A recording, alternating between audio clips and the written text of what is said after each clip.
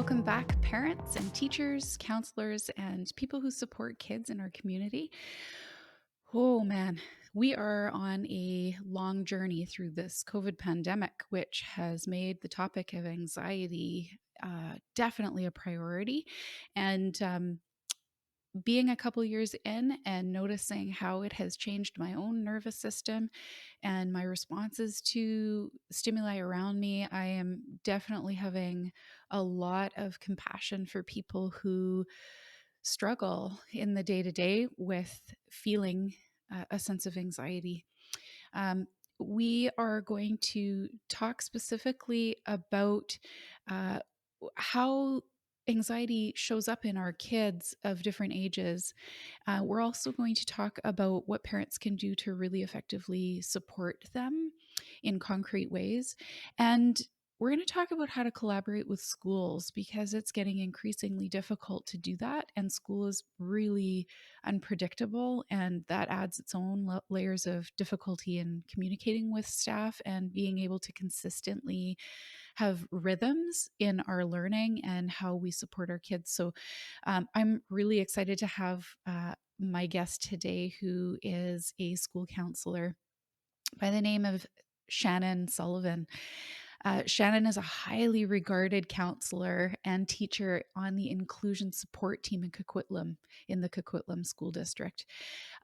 Over the span of her 15-year career, she has improved the educational experience of students all the way from kindergarten to grade 12. She was instrumental in building the foundation for the MACC gifted program, which is multi-age cluster class program. And she's a regular presenter on Teacher Professional Days, tackling topics like executive function in the classroom, impacts of educational neuroscience, understanding behavior, and so much more. In her current role, she supports the meaningful inclusion of all learners, and she's a facilitator of the SNAP program, which is Stop Now and Plan. She helps parents and kids make better choices in the moment. She is a lifelong learner and continually building her knowledge base in areas of interest, including executive function, nonviolent crisis intervention, social skills, educational neuroscience, developmental and complex trauma, and mental health. Outside of the school, she's an active board member of BC Diving, the North Vancouver High School Education Fund, and the Strawn Hartley Foundation. She is also a national level diving judge. So fascinating. And an NCCP master coach facilitator.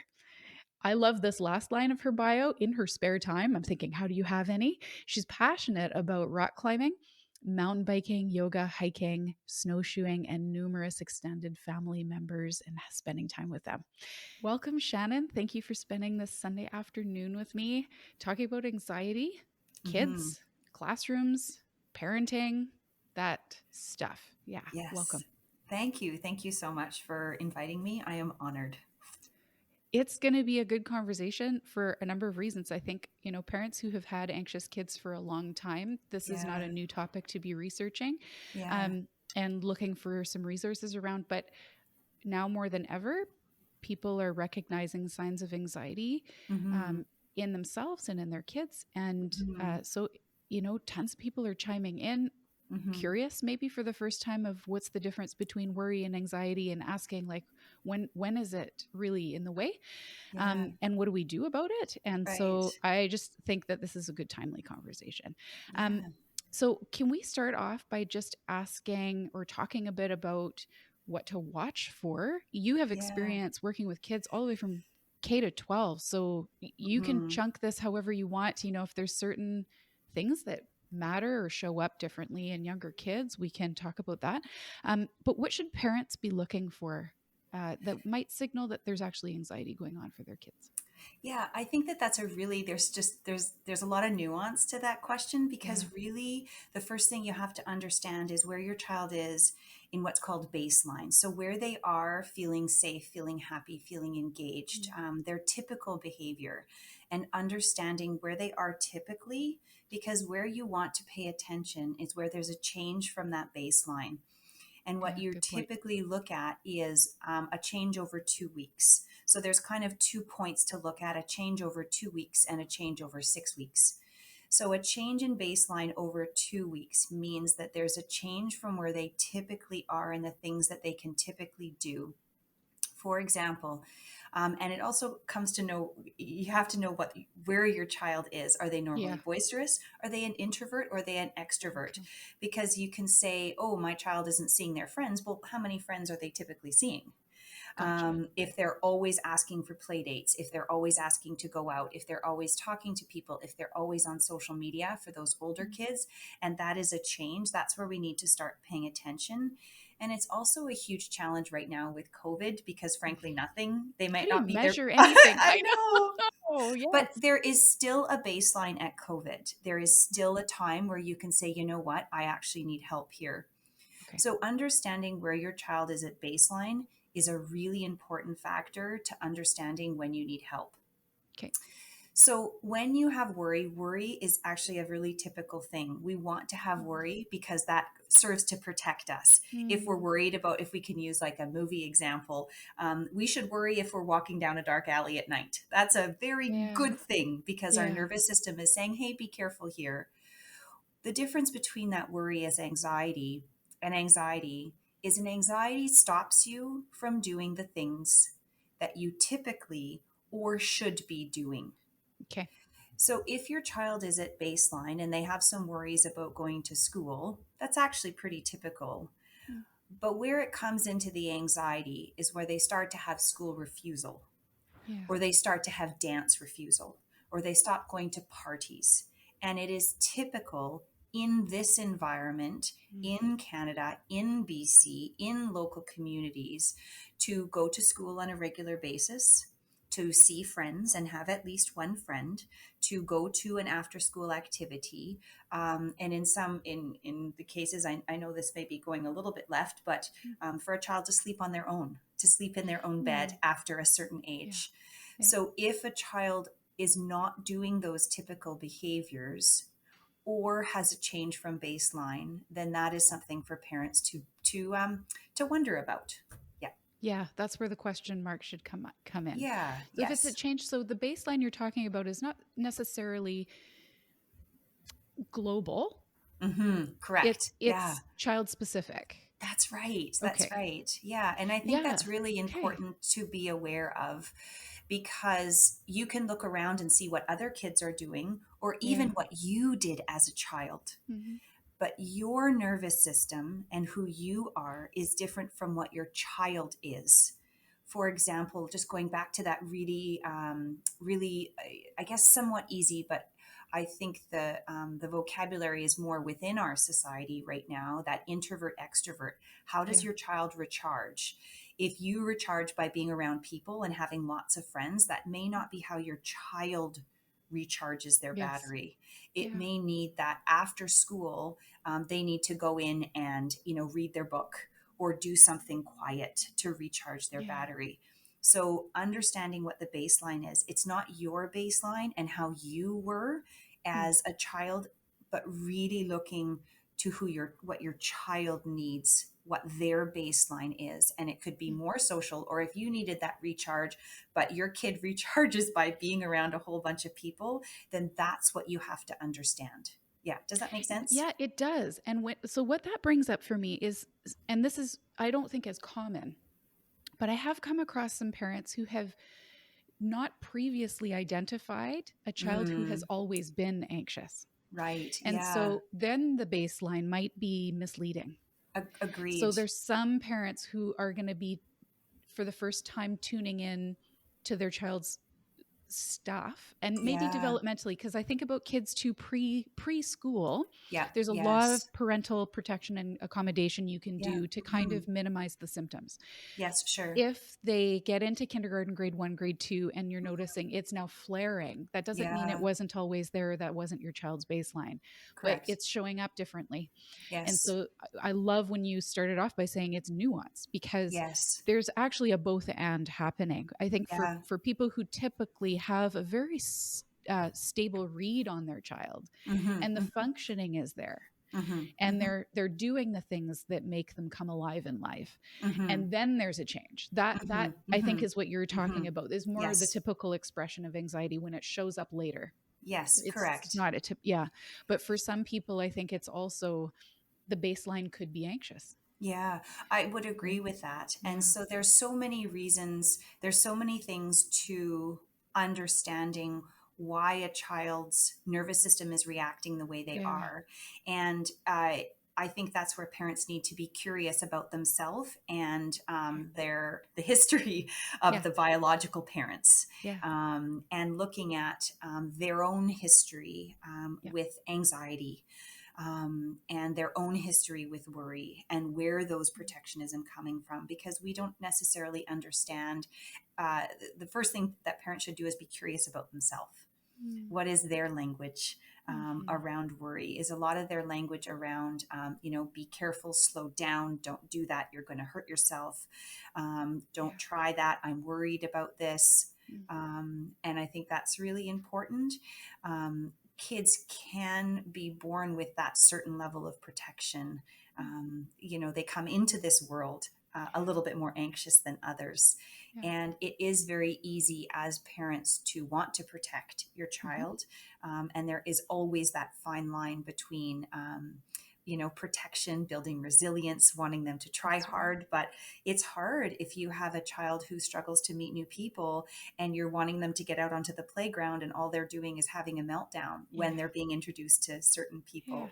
So then it's saying, how do you do that in careful ways? Mm. Um, and gentle ways, understanding that we do want our kids to make friends. We are social creatures. That's a part of our world, our life. Yeah. So that first step is, if your child is naturally anxious, reflecting on yourself, Yeah. being curious about yourself. What's your language? Mm. Or as a parent, do you have friends? Do you go and speak while you're Mhm. encouraging your child at the playground to meet new people? Do you go over and talk to the parents as Right. What's well? being modeled? Yeah. Yeah, What are they correct. viewing? Yeah. They Yeah, learn that's so much right. through their eyes, right? Of Yeah. course. Yeah. Yeah, we're born with a capacity to, within our bodies, to, breathe, sleep, eat, but so much of our brain is built through experience. Yeah. The neurons connect through experience. And the more we see and the more parents are modeling the behaviors which we want them to have, Mm.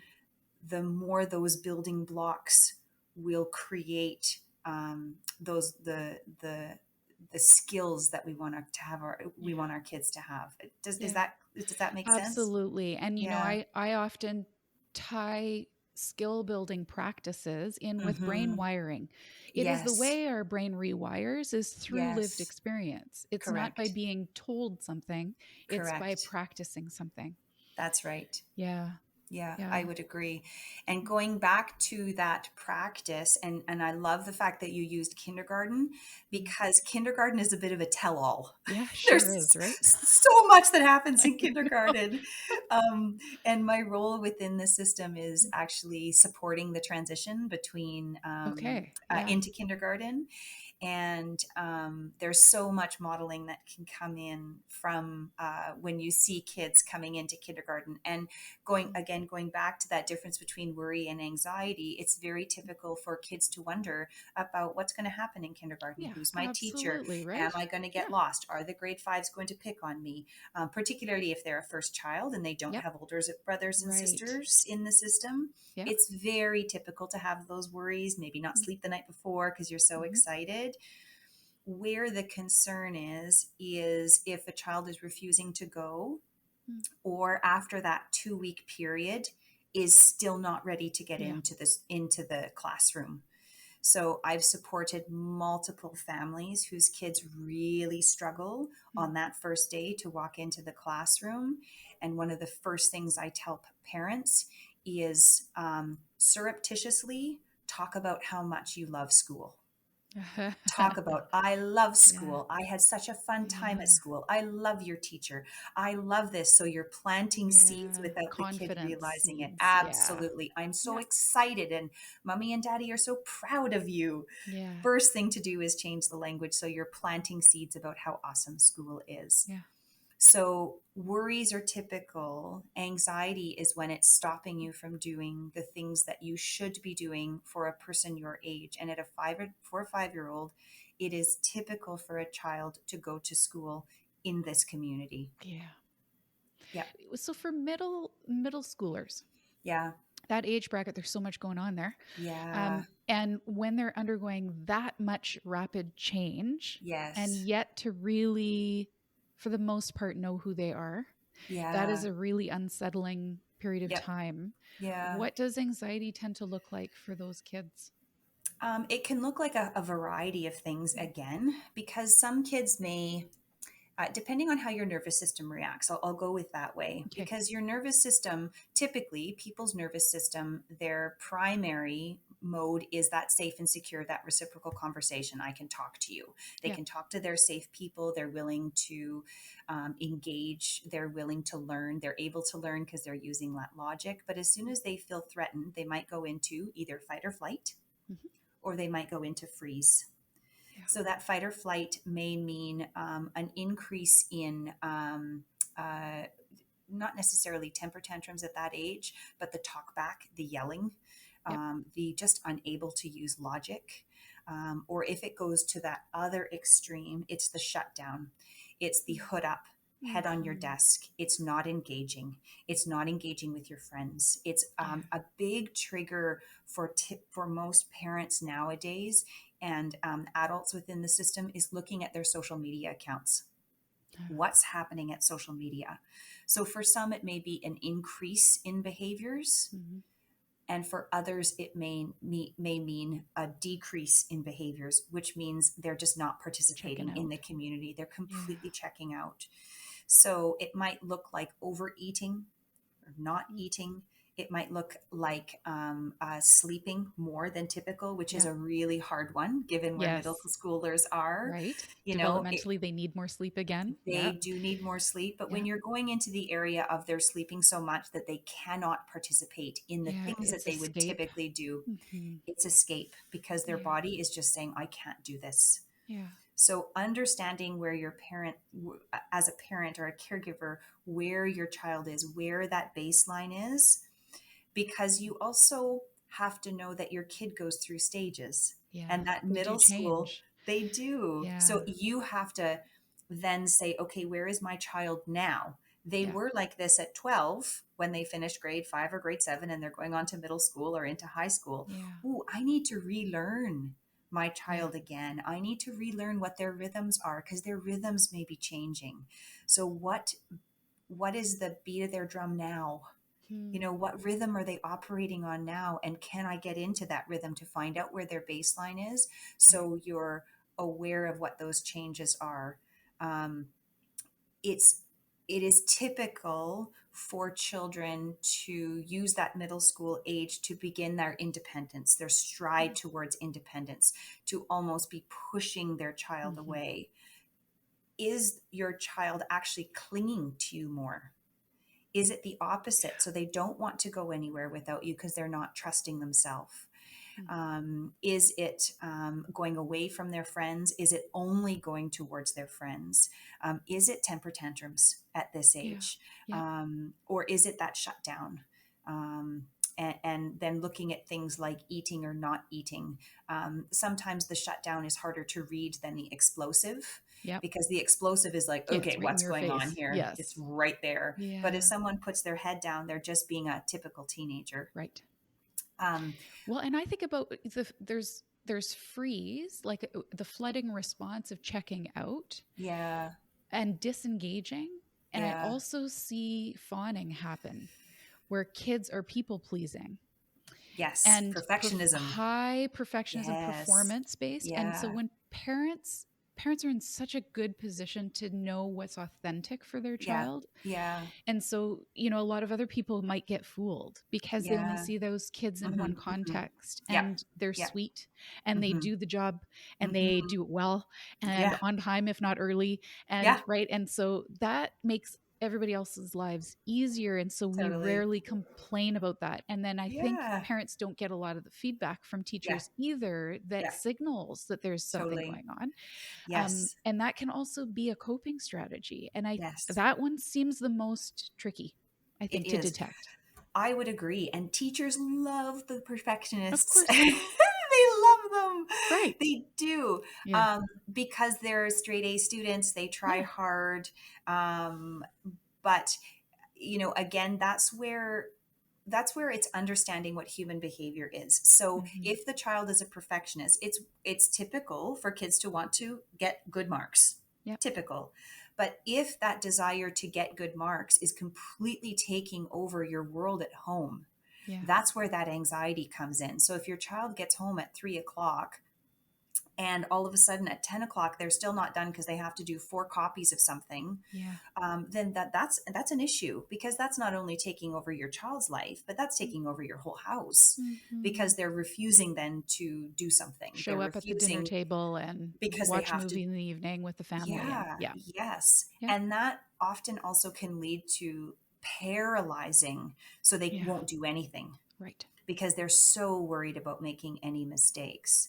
Mm. So it's again kind of going back to understanding where your child is at baseline, and then seeing where they are over their 2 weeks or 6 weeks and saying, this is not typical for them. Yeah. And I'm glad that you brought out that perfectionism, because we do strive for that within society, and that's something Yeah. in some cases to be proud of. Yeah.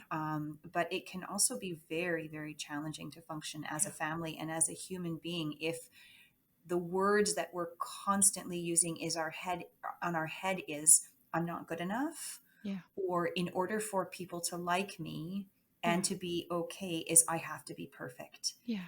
And that is just because we're not perfect. No. And it's important for parents to know that as well, to understand that. And this could be a little bit, an interesting thing to say, but our kids aren't perfect. Yeah. They're just not. They have strengths and Yeah. stretches. They are incredible, incredible human beings, Yeah. but they have stretches as well. Yeah. Well, Yeah, and as an extension of that idea of our kids are not perfect, they're also not mini adults, correct. right? And so we can't expect the same executive functioning, the same memory, the No. same Yeah. stick to itiveness, the same showing up on time, the same monitoring, the same preparation, the same Yes. rationale. So, like, Yeah. how are kids interpreting what's expected of them in the classroom? And they come Right. home thinking, I have to do it exactly this way for this long, Right. Yeah. or I'm not getting the A. When, Right. somebody on the outside might look at that assignment and say, that's not what they're asking for. You're missing the Right. heart of what's expected. Yeah. And Yeah. those are so many of the types of situations that if a kid can't read into the interpretation of Mhm. what's at Mhm. the essence of Mhm. it, Mhm. they lock in on what they need to do to be perfect at it. And Mhm. that can Mhm. steal a kid's life, right? Like Yeah. that can steal the day-to-day life out of Yeah. them because they are fixated on Yes. doing specific things, specific ways, in specific amount of time. Right. And Yeah. going back to that magic words, those magic 2 words of executive skills, which are Yeah. totally something that I Yeah. appreciate talking about so much, is on the one hand where you look at the highly capable child who has the executive skills to do that planning and organization and time management and flexibility in order to complete the project. On the other side is the child who, as soon as they see the worksheet, they explode. Yes. So their nervous Overwhelm. system, Yeah. correct. Their nervous system has learned over time that worksheets equal I can't do this. Yes. And Yeah. they could be within the school system as kids are moving through the school system, because they're in a grade, they are expected to act as the rest of their same age peers. And Mhm. we're very aware now, as we're learning more about, mental health and behavior and the nervous system, frankly, is that's not necessarily Mhm. where they're operating. As an example, you take kids that have ADHD. Mhm. They are often operating 3 to 4 years or grades below where their Yeah. same age peers are. So the way they might react is by taking the worksheet, ripping it up, and Mhm. flighting outside the room. And That's right. that's it. What does that get them? That gets them escape, and it might get them attention because someone comes up and looks after them and talks to them about it. Yeah. So you've got two very different ways of managing, but they're both anxiety. Yeah. Right. Okay. I would like to know how it shows up in unstructured spaces. Do you notice anything different for kids, anxious kids? So like even when you're talking about that, we're talking a lot about like homework or classroom expectation or Yeah. communication at home or engagement in structured things. Mm-hmm. Does it look any different, do you think, if it's in unstructured spaces? How does it translate for kids who are on the playground without Mm-hmm. really like Mm-hmm. strong monitoring or Mm-hmm. Mm-hmm. advocacy or Yeah. facilitation, or in the hallways for teens or Yeah. Yeah. yeah. I think that I was thinking one thing, and then I kind of can think of Yeah. another. And the way Yep. I think about it is within the classroom, there's always an adult. So in some ways, a classroom is a setting where there's always someone, even a little bit, co-regulating. So Yeah. saying, "I've got you. I'm here. Yeah, I'm I'm your aware backup. of who you are. I'm around. Yeah. I gotcha." Yeah. But when you get outside, a child, or in the hallway, a Mhm. child is expected to have the skills to self-regulate, Yep. to manage their own That's behavior, right. which is Yeah. a completely different Vulnerable, thing. hey? Oh, man. Very. Yeah. So there's so much outside and in the hallways, right from K to 12, that a child is must do when they're in those unstructured environments. When you're in a structured environment and you're talking to one person or playing with one person, Mhm. you need to manage the social nuance between that person and you, two Yeah. people. When you get outside, you have to manage the nuance between yourself and the other person, plus Mhm. the other person and person two, plus person three, and then all the interplay between that. Yeah. So, what I would say where the anxiety comes in is it immediately is overwhelm, Mhm. and then you have those two reactions that are the same. You have the explosions, so the kids that always get in fights, so Yep. they're always fighting, they're Yep. always Yeah. telling somebody a swear word, Yeah. because really it's about They're guarded. managing. Yeah. Absolutely. Yeah. Or then the other extreme, you see kids on the outside of the playground not engaging with anybody, Yeah. because it's to go up and ask somebody, will you play with me? Mhm. A, they could be facing rejection. Yeah. B, they might not have the social skills to manage reciprocal conversation, Yep. or the play skills.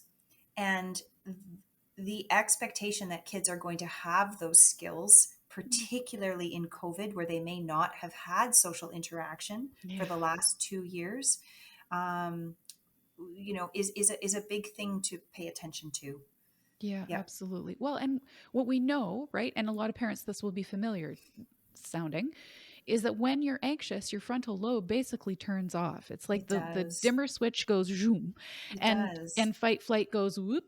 It And so it's a does. replacement, it's not an add-on that we're trying to be in survival mode. It Yeah. preserves energy by only focusing on how do I stay alive in this. And so we Correct. our only choices are threat modes. We only Yes. have fight flight freeze fawn.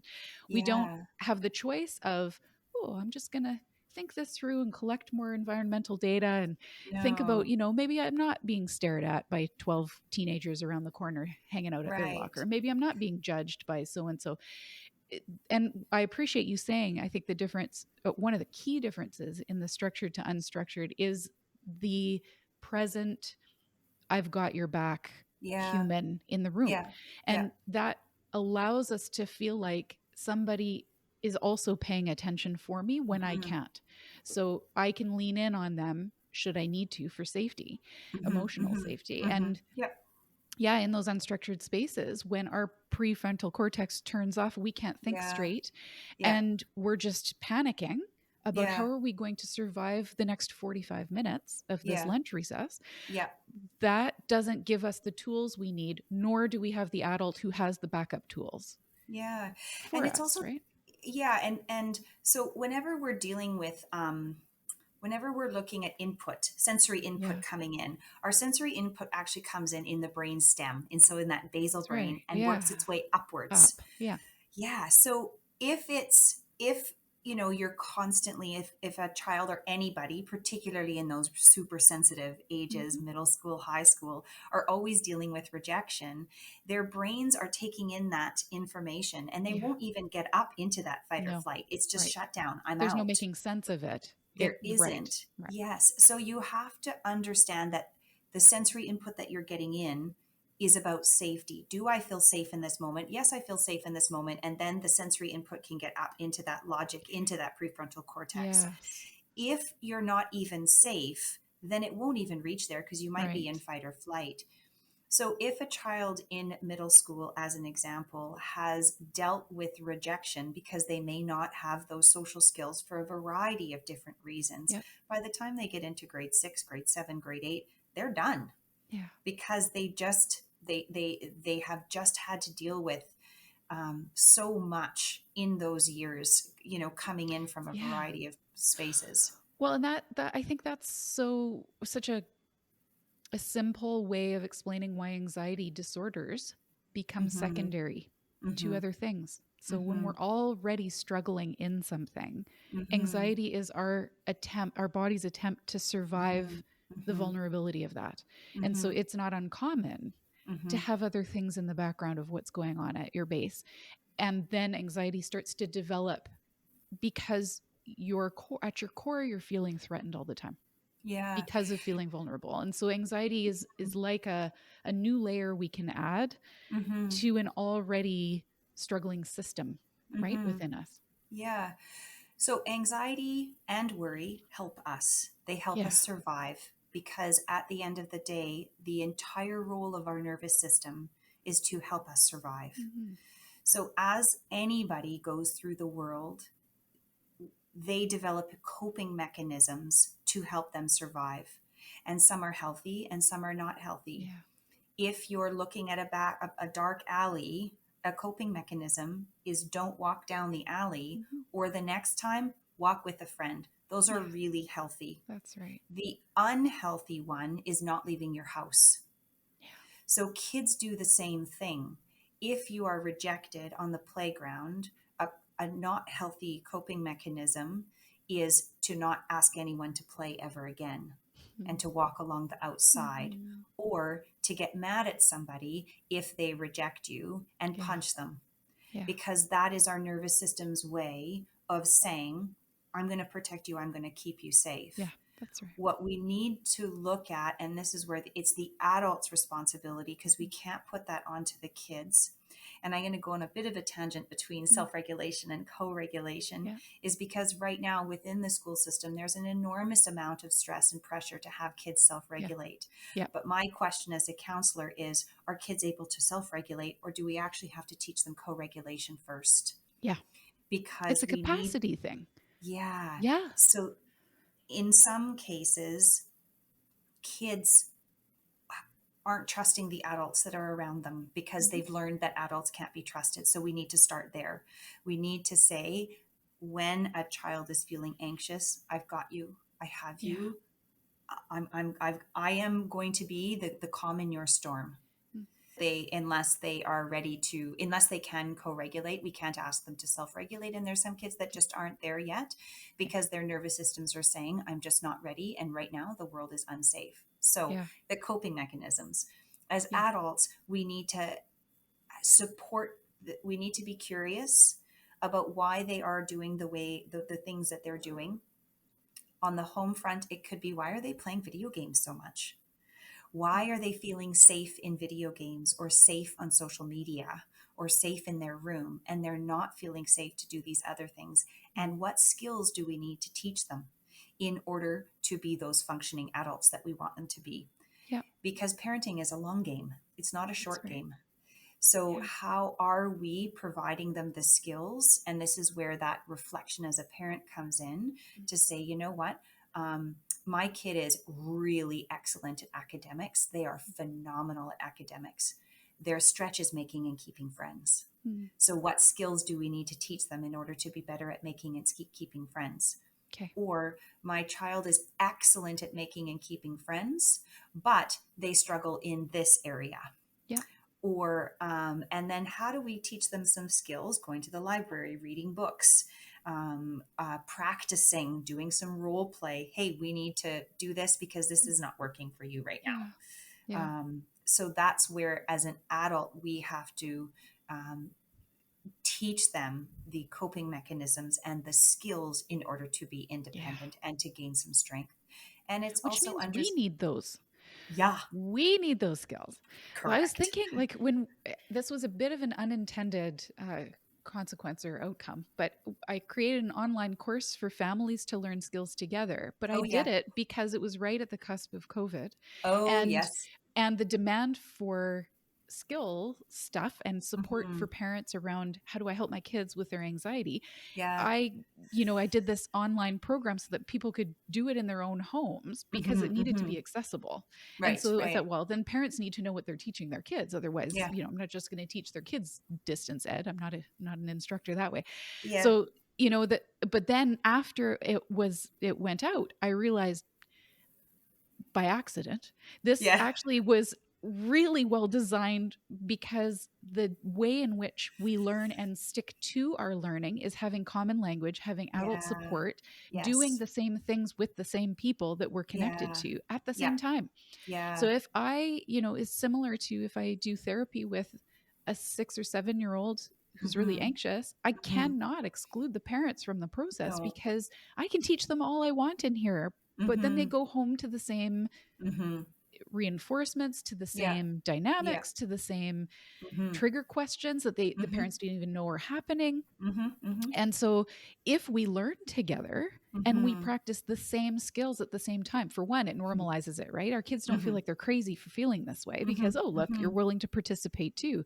Hmm. But I thought that was so funny because I'd like to pretend that that was my intention, but at the end It of the just day, I was happens. like, "Oh, that was accidental," but it really actually works well for other Yeah, reasons. Probably yeah. the biggest benefit is that adults are sitting at the table learning the same skills. And it's so true. Yeah, And that's why, kind of at the beginning when I was talking, it's about being curious. yeah, yeah, And yeah, when your child has anxiety, or maybe they you've just noticed that they're not able to do the same things that their same age peers are doing. It's about being curious, and it's about, yeah, the first thing is about being curious with yourself. yeah, And are you able to use the language, like, purposely spill a glass of water? Going back to the perfectionist thing, is like, look, mommy made a mistake. Holy cow. Oops, I yeah, forgot this. So bringing attention to that language. And are you okay with making mistakes? yes, What is your what is your thought process around mhm, being perfect? What are your expectations for your child? yeah, And then reflecting upon ourselves, what's our own history, what's our own friendship and understanding with our own brains and our own feeling and our yeah, own the diatribe, the dialogue that yeah, goes in our brain, and being curious about that. And you're so correct. I run a parent and child yeah, program called Stop Now and Plan, the SNAP yeah, program. And the most of the parents come into the program thinking that it's for their child, yeah. and by day two they go, oh, wait a minute. Right. And they start to use I statements, and it's such a Yes, powerful moment. sure is. Oh my Yeah, goodness. to Yeah. reflect. Yeah, Our own awareness, and I would tack on, with curiosity comes some compassion. We have much yeah. more grace for ourselves when we take a questioning stance. I wonder what's happening Mm, for me and why, yeah. rather Hmm. than, oh, I did it again. Why am I always Yeah. like this? Right? That's Yes. so Yeah. critical and judgmental. And the second we switch it to curiosity, there's Hmm. space to be kind Yeah. and to be warm and Yeah. to be patient Yes. and to take it slow. Right? Yeah. Um, Yeah, yeah. particularly now. And, Oh my goodness, I yeah. would say, how would you talk to your best friend if they were having a hard time? Yeah. Would you call them an idiot? Yeah. Because you wouldn't. Would you say you're so stupid you forgot their hot lunch money? That's You right. wouldn't. So No, speak to them in the same way that you speak to yourself in the same way that's that you right. would your friends, and Yeah. just be kind and give grace, particularly right now. Yeah. I've read many, or it's not even about reading, it's about hearing and going back to that nervous system, that state of Mm. safe and secure, fight or flight or freeze. And right now people seem to be operating on that edge of fight or Yep. flight all the time, because you just don't know, particularly No. heading back to school tomorrow, Mhm. and the language that's coming out in media everywhere. There is a level of fear to sending your child back to school, and uncertainty, and Yeah. hopefully safety. And it is, it's hard. It's Yeah. very challenging right now, because as you're talking about that prefrontal cortex, and you're sending your child back into the safety of the school, the hopefully safety of the school, Yeah. um, you're not using that same logic as you typically would. You would be thinking after Christmas break, they're back to school. That's This is right. amazing. Yeah. And right now you'd be like, ugh, it's not working. No. Um, and at the same, like, it's just changing your worldview. Yep. Um, and I can appreciate that, and I can also appreciate, for some parents, school is not a safe place. It was That's not right. for them. Yep. And their kid is in grade 8, and they've had a hard 7 years, so Yeah. sending their kid back is just tiring. So Yeah. I can, and I've heard that multiple times, and I can really appreciate that. Mm. Yeah. Yeah. Before we talk about the collaboration with schools, do you have Hmm. anything else you want to add that can maybe boost the toolkit for parents to meet their kids in ways that are effective, to support them in effective ways? Yeah, um, if I could use the words of Bruce Perry, Mm. and use the Yes. ideas of Dr. Bruce Perry, it is taking a step back, and first of all, understanding your child's rhythm. We all live by a rhythm, Yeah. and it begins when you're pregnant with your child, and they Yeah. they regulate by the rhythm of your heart. Mm. So when you're dysregulated and your heart rate goes up, your child's heart rate actually goes up. Mm. When you put your hands on your stomach, your child will often reach out through the stomach to try to touch your hand, to try to Powerful, hey? regulate. Yeah. And I would say, if your child is having a hard time, try to find their rhythm. Mm. That's number one. What rhythm are they in? And are they out of rhythm? Because we need things. We need rhythm to have balance in our life. And Yeah. right now, just in general, it's out of balance. Yeah. So, what is the rhythm of your child? What do they do? Do they, as a parent, running is a rhythm, Mm. that Mm-hmm. repetitive running, the Mm-hmm. sound. Do they play Regulates piano? breathing, sound. Yeah, Absolutely. absolutely. Right. Finding the rhythm, Okay. and then spending time to reconnect to find that rhythm again. Yeah. And what do they need in order to be regulated? And then the other thing is it's okay to ask for help. Mm. And it's amazing that before you have a child, you go to all the courses and you read all the books. Yep. But then once your child is born, you're expected to know everything. Yeah. it Yeah. just You it's just better not. be the expert of That's everything. that's right, because you Yeah. can't read parenting books, and if you go to a parenting course, it's kind of like, oh, I went to a parenting course, like Yeah. you're embarrassed Because about I it. must be terrible. Yeah. That's right, and Yeah. it's just Yeah. not Yeah. that. Not So that. know when you Yeah. need to ask for help. Yeah. And I think a third thing is trust your gut. Okay. um, Stephen Porges, Dr. Porges, taught with that polyvagal theory. He talks Yeah. about neuroception, and Yes. neuroception is that prefrontal cortex reading Yeah. situations. And we know when things aren't right. Mm-hmm. And you might have to be an advocate. Yeah. But if you know that just things aren't right and there's something going on, follow through and follow Mm. your gut. Okay. So there's so many strategies that you can use, but that co-regulation is probably the main one. Yeah. And so if your child is really anxious, maybe they need quiet time, allow them that quiet time. Sometimes it's just getting down and playing with them, with the younger kids. Yeah. So play a board game, play something that they like to do, With some of the older kids, it might be just sitting down and saying, hey, tell me about your video game. I Yeah. can't even tell you how many conversations I had about Minecraft or Pokemon. I Yeah. still do not understand it, Right. but I have talked about it ad You met nauseum. them there. Yeah. Okay. Absolutely Connection points. Yeah. correct. Yeah. And then go from there to build that Yeah. relationship again. And then with high school students, it might be just going for a walk. Sometimes that eye to eye contact isn't comfortable. So going Yep. for a walk side by side, taking them out for a cinnamon bun, going to McDonald's, Yep. doing something to build to keep the relationship going.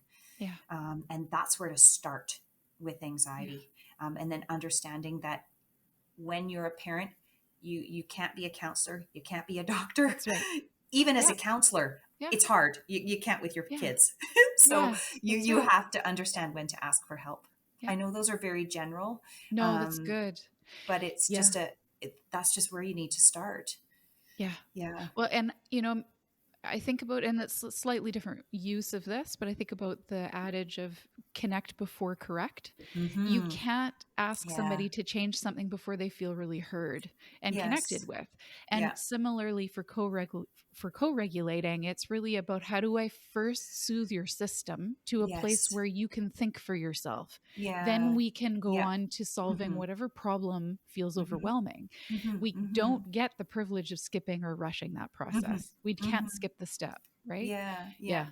Yeah. No, and I can think of, I just over the Christmas break, I took my nephews out for a thing downtown, and on the way out, they had to take their iPads to take pictures, and one of my nephews went on a video game, and I asked him to put it away, and he didn't.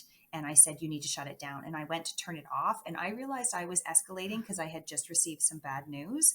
And I'm like, I'm not being my best right now, but I couldn't stop it. The train had left the station and I was going for it. I And have a goal and I'm going to oh, accomplish it. I it know. just was not my Welcome best welcome moment. to the Oh, parenting like it day to day. This it is this just is oh yeah. yeah, I could just see myself from this person, and I'm like, God, you're being a jerk right now. But I couldn't stop it because in Yeah. my mind, I was associating with him not turning off the game with being Yeah. disrespectful and not appreciating the moment. Yeah. So we got in the car, and I didn't say anything, and we did the 45-minute drive back. And then I'm just like, how am I going to deal with this? And I didn't say anything in the moment. And then I got home and I turned around and I said, I'm going to address this. And I just said, I'm not happy with how I reacted there. I'm Mm. not proud of myself. Yeah. And then we worked through it and went from Yeah. there. But it was just and this is what I do for a living. Like Yeah. Yeah. I get I it. co-regulate. I It just like, because we're all human. This is our yeah. own protective instincts. Yeah. Yes, yeah, Yeah. no, it wasn't Mm. great, but it was the humbleness of saying, I'm The sorry. repair was there. The So repair was important. there. And Yeah. he's like, it's okay, Auntie Shannon. And I'm like, Yeah, they get over it. great. Yeah. And he was fine. And I I was the one He let it go that was, 44 minutes yeah, ago. he was just like answering questions and fine. I'm like, you're okay. I'm not okay. I I'm know. not okay, but That you're was really fine. uncomfortable, so I'm Yeah. not okay. Oh, Oh, I know. yes. I Anyways, know. yeah, Yeah. I digress. Yeah. Where you know, we this is going to be part of a series that's going to air kind of throughout the summer, in preparation for school. And I don't know where we're going to be at by then, with access to school buildings, with Mm-hmm. face-to-face meetings again with teachers. I don't know where it will Mm-hmm. be at, but Mm-hmm. despite where it's at, I know where it's been for the last 2 years. Yeah. And it has set a stage that has somewhat felt permanent for a lot of Mm-hmm. kids Mm-hmm. and for a lot Mm-hmm. of parents. So we have adapted our rhythms to Yes. external Yeah. barriers. Yeah. And it's going to be hard to push out of that. Yeah. And when it is safe to do so, I'd like to know from you any thoughts about currently how do we collaborate, and Mm-hmm. more so just not the mechanism for calling or whatever, but Mm-hmm. what do we advocate for? Because a Mm-hmm. lot of parents worry about and rightfully so, because this is a Mm-hmm. tricky gray Mm-hmm. area of Mm-hmm. helping our anxious kids cope, Yep. is Yep. how much to accommodate and how much Yes. to push and change. Yeah. Yeah. And so what should parents be asking for in school systems, what's Mm-hmm. fair to have dialogue about, who should they be talking to about Mm-hmm. what accommodations? Is it the classroom Mm-hmm. teacher? Is it the Mm-hmm. school counselor? Is it, Mm-hmm. and how do we build, not just you go to school, they Mm-hmm. figure it out with you, and then you come home, Mm-hmm. and then I Mm-hmm. make my own system. Mm-hmm. Mm-hmm. How do we make it the most predictably Mm-hmm. consistent, supportive environment fluidly between Mm-hmm. school and home for our Mm-hmm. kids? Yes. So I can tell you that I don't know any more than you in regards to what's gonna happen in Yeah, September yeah, and what's happening tomorrow.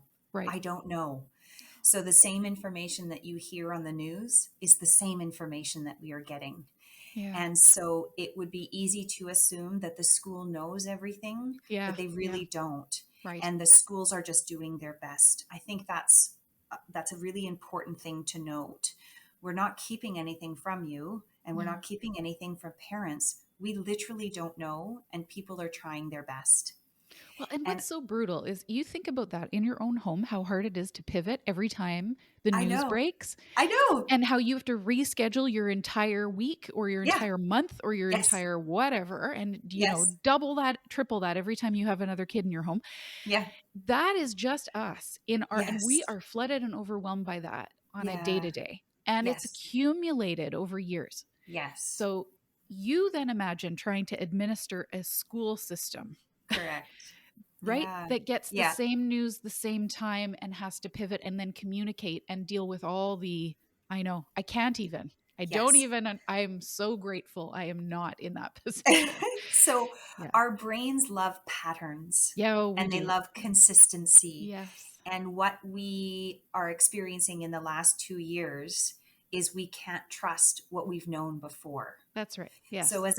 as somebody who is in their 40s, I know the world. I have a worldview of the way the world has been for 42 Yeah. years. Yeah. And Good base camp, right? Like, yeah, absolutely good foundation. right. In the last 2 years, I cannot trust my worldview from before. Yeah. And so that has changed. And so Yeah. that is a struggle. And we don't know what's going to happen in No. September. Right. However, understanding that, going back to your question about the school, is I love the word that you say collaborate. And I'd like to add to that by saying school is you and the school have a partnership. Yes. You are partners Yeah. with raising your child or your children or the people that you are in care of. Mm. And it is done together. So there's some things that, going back to that reflection and, quoting somebody else, is also saying you need to, there's two parts. So as a parent, you can love the child that you gave birth to.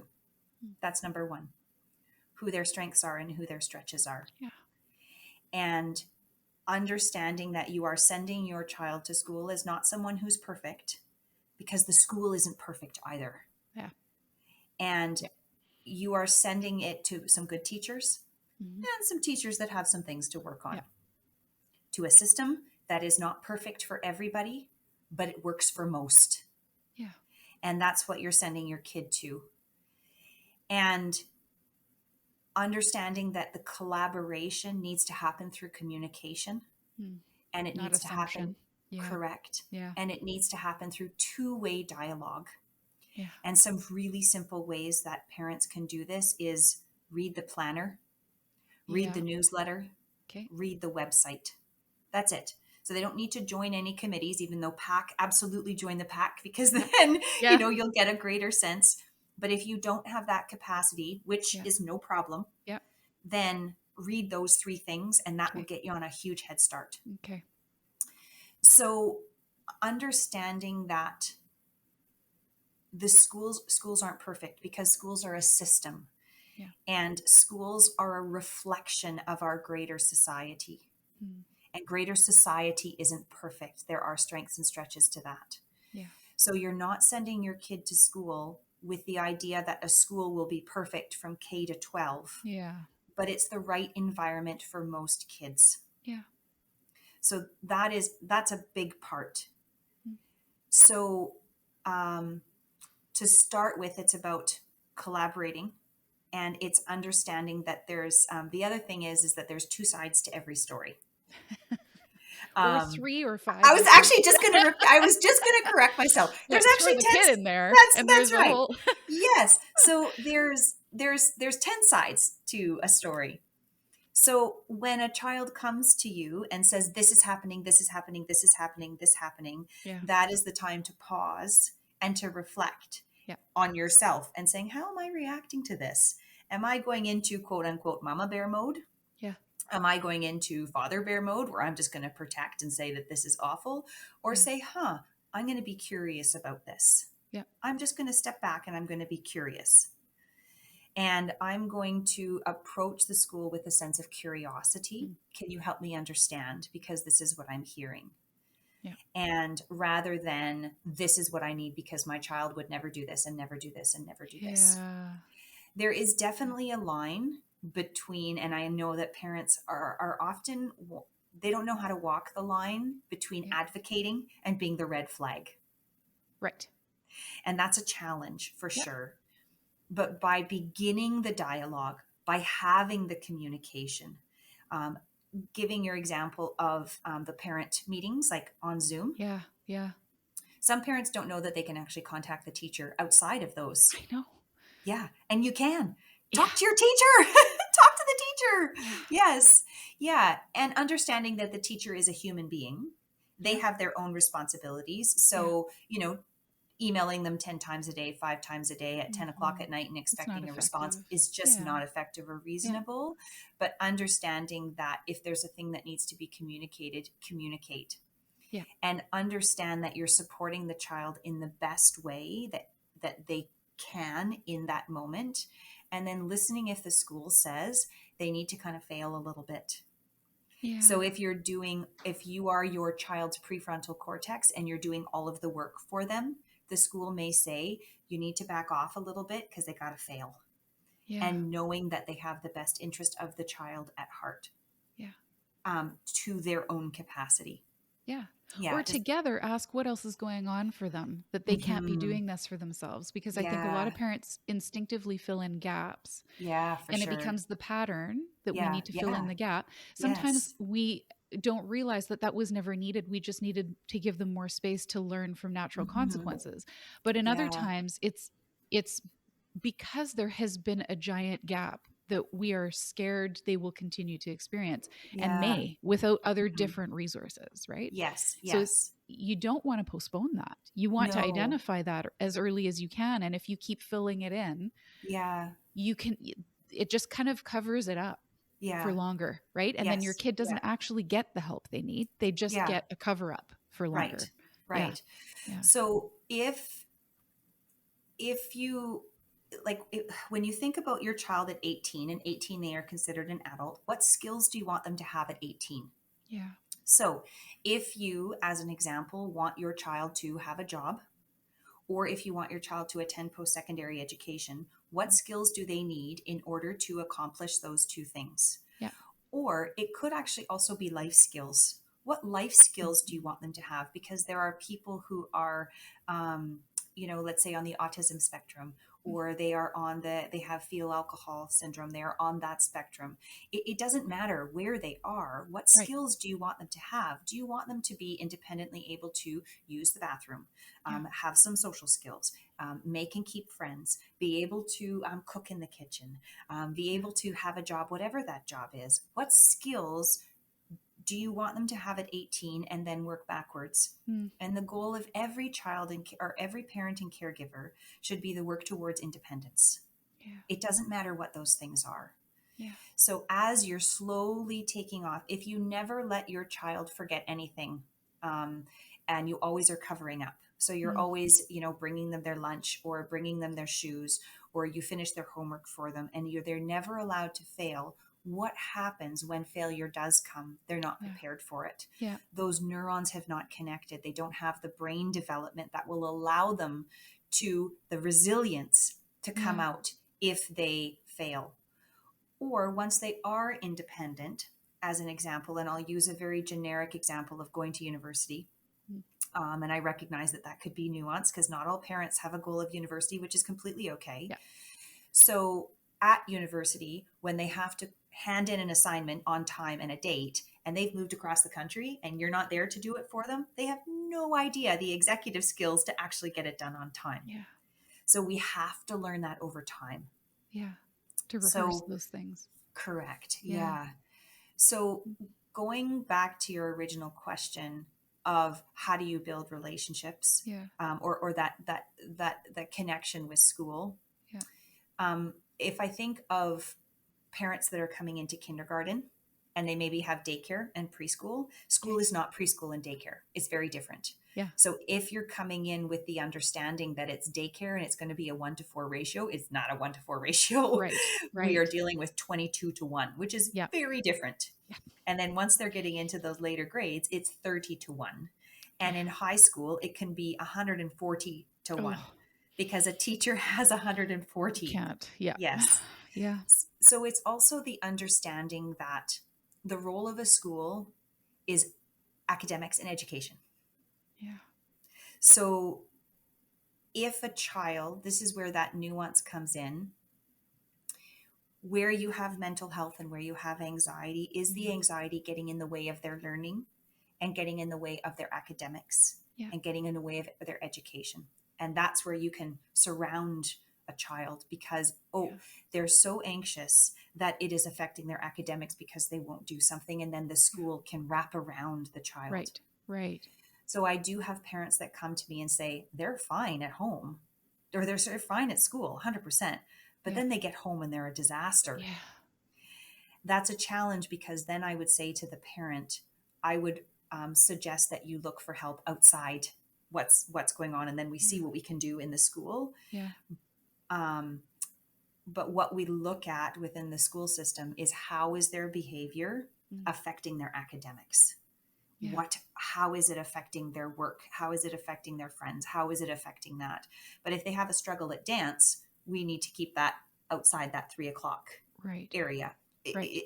Am I being clear? I'm not Yes. quite sure. Yeah. Okay. And I think that helps boundary responsibility Mm-hmm, and mm-hmm. help people have realistic expectations of who can change what for your child. Yeah, yeah. But I also think that I have so valued conversations with teachers who understand that our kids are holistic Mm-hmm, and that if my kid is performing really well in school but mm-hmm, crashes for hours mm-hmm, every day when they get home, it mm-hmm. doesn't mean it's not about school. Correct. Right. And so even Yes. just being able to have, it's for parents to feel like, well, if it's not a problem at school, showing up Mm-hmm, at school directly, then mm-hmm, it's not my right to talk with a teacher about it. And I say right mm-hmm, loosely. I mm-hmm, don't mean like, oh, it's mm-hmm, my right, but like it's that they start to feel like, well, then it's not appropriate to have that mm-hmm, conversation. And I actually would say kids' lives are more fluid than that. They might mm-hmm, be really trying to hold it together, but it doesn't mean it's not the source of overwhelm. mm-hmm. So Yeah. to feel free to is it fair to feel free to talk with teachers and school counselors and Mm-hmm, administrators about mm-hmm, being curious mm-hmm. of, is this actually too much for them, for their Yes, system? and absolutely. and am I just seeing the sign when they get home or get picked up, or Mm-hmm, they mm-hmm, can't manage mm-hmm, outside in the hallways or after school, mm-hmm. right? Yeah. And can we assess together? Mm-hmm, Because I always think that half the data, because we are not in the schools with our kids, we don't get the data. mm-hmm, mm-hmm. And most teenagers do not come home telling us 8 chapters worth of information from, they say, It's true. fine, good Fine. Good. enough. I don't Yes. want to talk about it. What And did so you do? we're Nothing. left Right. guessing. Like, I don't Yeah. know if that's actually happening. Are they hanging out Uh-huh. with friends? Was there a fight Yeah. at lunch? Did Mm-hmm. this become an issue? Are there Yeah. identity challenges? Are there Yeah. conflicts with teachers? Mm-hmm. Do they just not want me to know about it? Right. Yeah. Yeah. And so how do we, and the regularity of those conversations, I think, holds merit. Mm-hmm. Checking in Mm-hmm. once a year with a teacher Mm-hmm. until there's a problem Mm-hmm. Mm-hmm. does not help you establish a baseline for what's going on at school either. Yeah. How are And you it's supposed to not, know what your kid's rhythm is there if you don't talk yeah. with the people who can tell you Yes. what they're seeing? And sometimes I wouldn't say that no news is good news, or Yeah, it's just they might not have time. that's right. So it's always important. And even if your kid is an A or B student, by grades, and not necessarily the grades are the be all end all, Yeah. still go to the parent meeting, still introduce and say, hi, I'm here Take and the I'm available. opportunities where they are, absolutely, Absolutely. and build on A- those. Yeah, Absolutely. yeah, There is a difference between, 9 to 3 and yeah, 301 to 8:59. yeah. However, you cannot separate them. They are Right, right. interlinked Exactly. because Yeah, that is their world. yeah, It's as an adult, it is challenging, but we don't shut off. We don't have a light switch to once we mhm, leave work. We that's might right. consider it, it's just, even if you're having a great time at work or a tough time at work, we still bring it home. Yeah, It's just who we are. And yeah. it's the same thing with our kids. What happens at school, also what happens at home, and it's very That's fluid. right, exactly. Yeah. Yeah, So, communicate is a big yeah, thing, is yeah, become involved. And if you can't be involved from a volunteering perspective, you can just read their planner every night. yeah, You can, because then, hey, you see something like their penmanship. You're just like, hey, my yeah. kid can't stay in the lines in grade 7. There's something going on here. What's Uh-huh. going on? Yeah. You can learn so much about that. Or if they lose their planner, if they Mhm. forget to bring it home and Right. you just never get anything, or you Yeah, find 400 newsletters at the bottom of their backpack and you're like, I didn't get picture yeah, day and I didn't get hot lunch and I didn't get this and I didn't get that. You're like, does my kid have a problem with yeah, executive skills? yeah. So just, some basic communication, and then coming to the school from a place of curiosity, and then also, following that neuroception, following your gut and saying, I think my child needs help and I think Yeah, they need support. yeah, But then also understanding that the resources within the school are finite. that's right. And going back to, It's that looking behind realistic you, expectation piece. it Yeah, is, so looking at the triangles yeah, behind you, it is, mm, most kids will be okay with the supports that's offered within their classroom. 85% 'kay. will just need the supports that are in their classroom, Yeah, from their teacher. And their teacher's responsibility is to understand the needs of their learners mm, and to support the academics in a variety of ways. yeah, Adaptations, accommodations, are all within the teacher's scope. 'kay. Then you have about, 10, let's say 10 to, give or take 10 Yeah, to 13% who needs a little bit of extra support, that tier yeah, 2, that extra small group. They might need, a pull out for reading, a pull out for writing. They might yeah, need another teacher in there working on 2 lessons, no problem. Then there's about 1 to 3% who need specific one-to-one support, be it a counselor, yeah, occupational therapist, yeah, hearing resource, any type of itinerant team, about 1 to 3% of every mm, school. And it's a very finite resource that's always triage. It's a needs based mm, system. So the resources that are in the school are always done based on need. 'kay.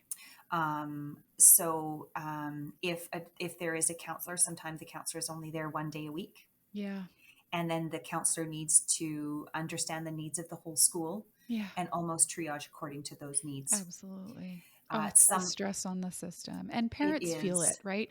they And I think do. in some ways, it's not that they don't want to reach out, they're worried about adding to the stress Mm-hmm. by reaching out. Yeah, If my yeah, kid's not bad enough at, with their right. anxiety in a bad Yeah, enough state, then, yeah, oh, I just won't bother them. yeah, And I think yep. that's we have to be careful with that too, I because agree. it's I okay to agree. ask, but it's also Yes. okay to remember the limit of Yeah, the system. So if we get yeah. feedback that I just can't today, Mm-hmm. it's not because your kid's not important.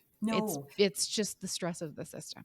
Yeah, and I'll Yeah. give an example for that. So let's say you say, "Oh, I don't want to bother them, but my child is really struggling with friendships." Okay, because Yeah. let's say, I'll give an example of grade 4 to 5 girl drama, which Yes. just happens in grade 4. Right. There's something magical that occurs, and there's girl drama.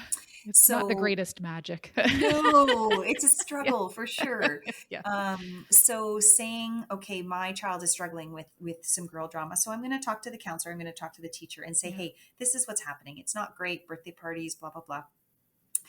But what a parent doesn't know is a parent advocates for their one child and speaks about their one child, Mm-hmm. but then they're not understanding that actually three other kids are also struggling with the girl drama.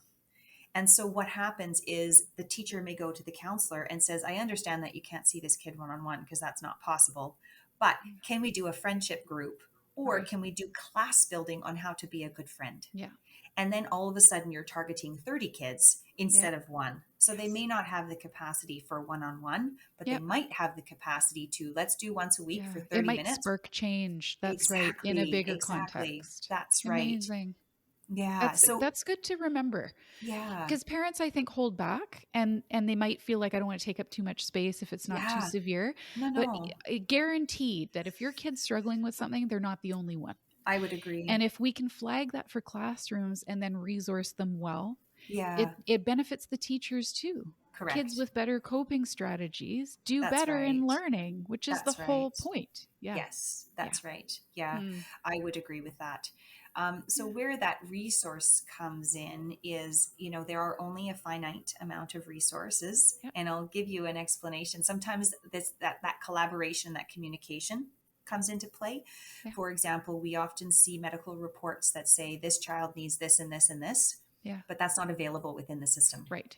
Right. So we have to be aware and come at a place of from Ask, don't curiosity. assume. Yeah. Correct. Yeah. So a medical report, which is completely valid, Yeah. might say they need one-to-one support, they Yeah. need a psychoeducational test, and they need occupational therapy and speech therapy Yeah. full time. Well, it's just like It's not available. it's just not Yeah. available. Like we just Right. don't have those people.